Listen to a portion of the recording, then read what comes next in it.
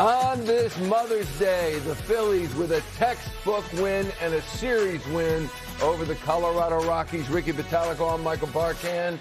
We welcome you to Phillies Postgame Live, presented by Cure Auto Insurance. And Ricky Bo, I say textbook because when you have Christopher Sanchez go out the first inning, lock him down, and then you have Schwarber and Harbor back-to-back, and then you add on 3 more in the second, you're on your way. It's kind of funny because if you were going to lock up a perfect game, and I'm not talking a pitcher throwing a perfect game, but a perfect game the way you want it to look as a team, as a manager, this would be it.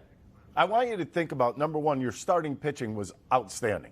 Christopher Sanchez, great. Let's start with that. The 2 guys out of the bullpen, Big Bad John, he was really good coming out. And Yohan Duran was as advertised. Offensively, you pick up 10 hits. You had a guy have 4 hits. You had a guy hit 2 home runs. You score 6 runs.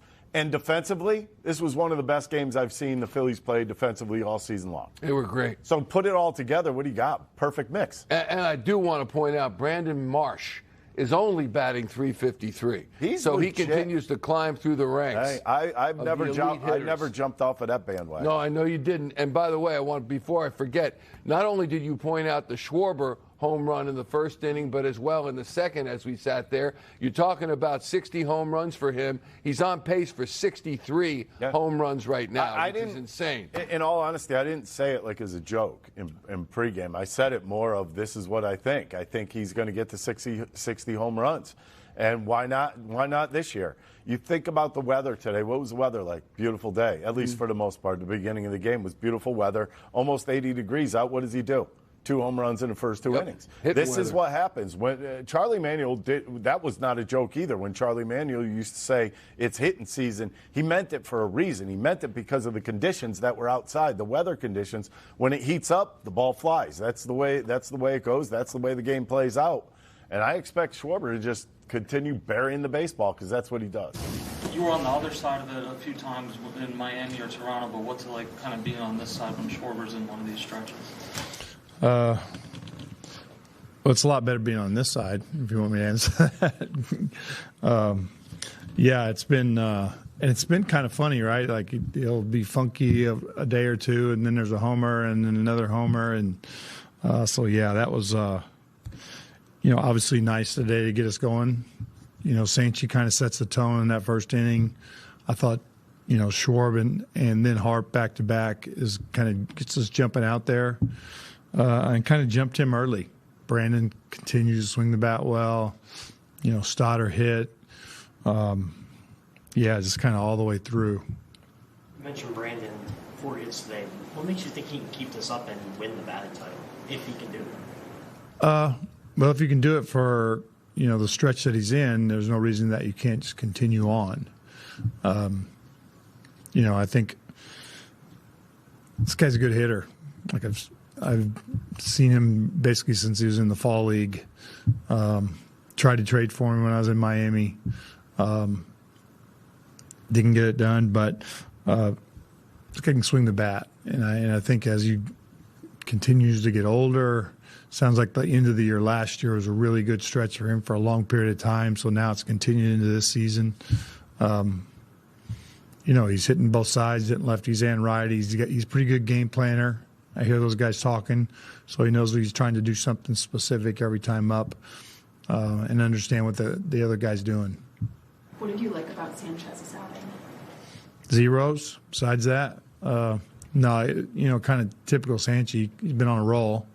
I know it's been a while since he's given up a run, so his mix is just tough, right? It's tunneling through the same window. His fastball's not a fastball; it's got movement.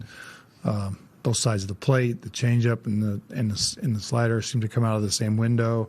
So he's a handful. I've definitely seen that from the other side. This guy's he's really good. So you just finished, I guess it was a 13-day stretch without a scheduled off day. There's that rain out in there, but it's been really an eventful time if you look over those 13 days. As you go into a scheduled off day and reflect maybe a little bit on where the team is, what will come to mind about the current state of how these guys are playing, and I guess more importantly, how they've responded? Well, I think we talked a little bit before the game, just kind of the ship was going kind of off course a little bit and really just got us back in direction. I think starting pitching has kind of, drove that. We've thrown the ball well.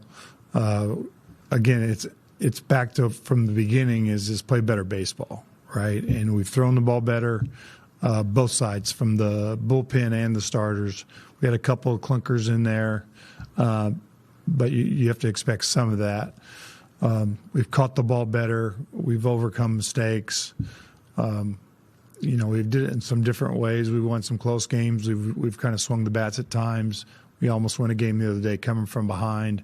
So you're starting to get the feel that there's never really a game that's out of reach one way or the other. Close games, we feel like we're going to win. If we're down, we feel like we're going to score and come back. So, right now at this point, we're in pretty good space. And now it's like you're hoping that we've hit a stride and that we're able to kind of maintain this pace. What'd you like most about Christopher Sanchez, Skip? Zeros, he said. Typical Sanchi. His mix is just tough. Fastball's got movement. He's really good. We also have the updated baseball home run leaders. Want to show you that list, and that is presented by Petro Home Services, your local HVAC pros, Petro. Somebody made a jump. Somebody made a jump. Kyle Schwarber, that's what happens. You get two in a game. 16 tied with Aaron Judge and one ahead of Munetaka Murakami. And there's Buxton and Matt Olson and Yordan Alvarez. Byron Buxton, to me, on that list is a surprise. Good player, but I didn't expect that. On pace for 63 home runs this season. And, Ricky, you said 60 at the beginning, the outset, really, of the day on the pregame program. And 63 would be absolutely amazing. I just think likelihood he keeps it up. Why can't he keep it up? I'm under the impression that I've seen this before. I've seen this guy go off before. He may go in little lulls, maybe a week, and then all of a sudden he'll come back and with a vengeance. So yeah, I do. I truly believe that he could hit 60 home runs. I wasn't joking about that. I seriously believe he's going to hit 60 this year. Diego Daniello standing by in just a moment with Christopher Sanchez. But the Phillies are now 19-22 at the quarter pole. They've won 4 straight series, which comes on the heels of losing 6 straight. Bottom line is just get back to 500. Well, they're 3 games below that now. Get back to 500, then start playing the game again. Mm-hmm. And that's what looks like it's going to happen. At least we hope so. To the clubhouse. And we check in with Christopher Sanchez with translator Diego Daniello. You seem to throw a high percentage of changeups. I know you always have a good one, but where did this one rank today? Alto porcentaje de cambio. Sabemos que tú siempre tienes un cambio bueno, pero ¿qué te sentiste hoy que lo tiraste tanto? Ese soy yo. Nada, senté que lo tenía que tirar en cierto conteo y resultó, es lo importante. That's just me. I mean, I felt that I had to throw it in certain counts, so it worked out. So it's important. Is that changeup getting back to where you want it? El cambio está volviendo a ser el pitcher que tú quieres. Sí, claro que sí está volviendo, está mejorando bastante. It's getting better. It's coming back. I mean, I'm improving a lot. It's getting better. When Schwarber and Harper homer like that in the first inning, how much easier does that make it for you to just go out and relax on the mound?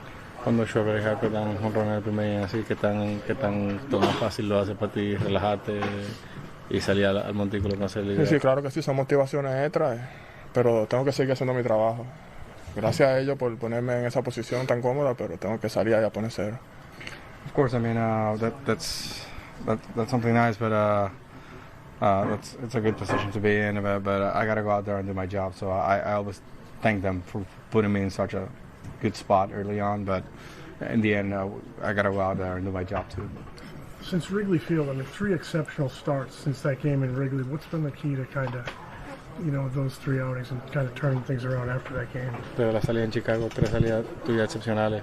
¿Cuál ha sido el cambio en el sentimiento que tú tienes en la lomita? ¿Qué tú has cambiado? ¿Qué ha cambiado para ti en esas 3 salidas luego de esa mala? El enfoque y creo que la disciplina, tirando la bola consistentemente bien. Creo que eso es lo que lleva a uno a seguir subiendo y me mantendré así lo más que pueda.